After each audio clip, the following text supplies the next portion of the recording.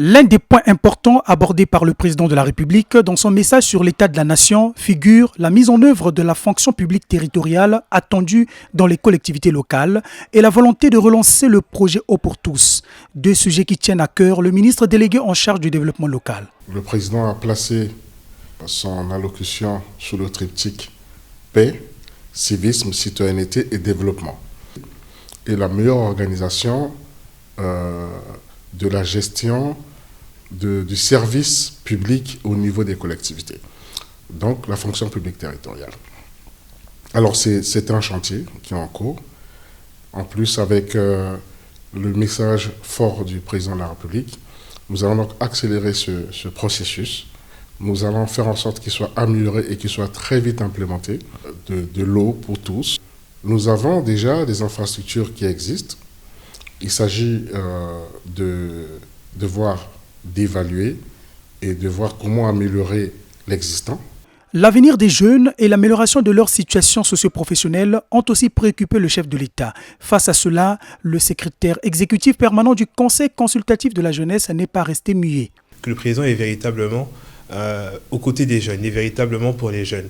La preuve, passant en revue l'ensemble de la situation nationale, rappeler aux uns et aux autres quelles étaient les responsabilités tant de l'État que des citoyens et particulièrement aux jeunes, disant aux jeunes qui n'ont pas que des droits, mais que les jeunes ont aussi des devoirs et rappelant justement la responsabilité de l'État de prendre en main ces plus vaillants citoyens, à savoir les jeunes, en créant un écosystème. Il a parlé du climat des affaires, il a parlé de l'État pourvoyeur d'emploi.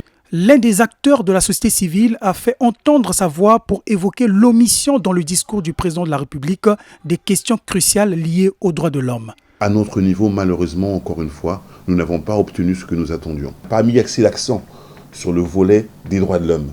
C'est le domaine dans lequel nous travaillons et nous attendions cela. Il est important de rappeler que les Congolais ont des devoirs, c'est vrai, mais les libertés fondamentales devraient être respectées dans notre pays. Malheureusement, nous n'avons pas vu ce volet, nous attendions sur ce point-là et nous avons malheureusement été déçus de constater que c'est un volet dont le président de la République ne met pas assez d'accent. En milieu politique, quelques avancées sont constatées pour le progrès du pays, mais les efforts de l'exécutif restent insuffisants. Certes, des efforts, des choses qui se font, mais il y a peut-être un certain nombre de zones d'ombre. Il y a peut-être un certain nombre de questionnements, notamment par rapport à la mise en œuvre d'un certain nombre de choses qui ont été évoquées aujourd'hui, des grandes ambitions que nous avons, mais que nous avons depuis un certain temps et que nous peinons à réaliser.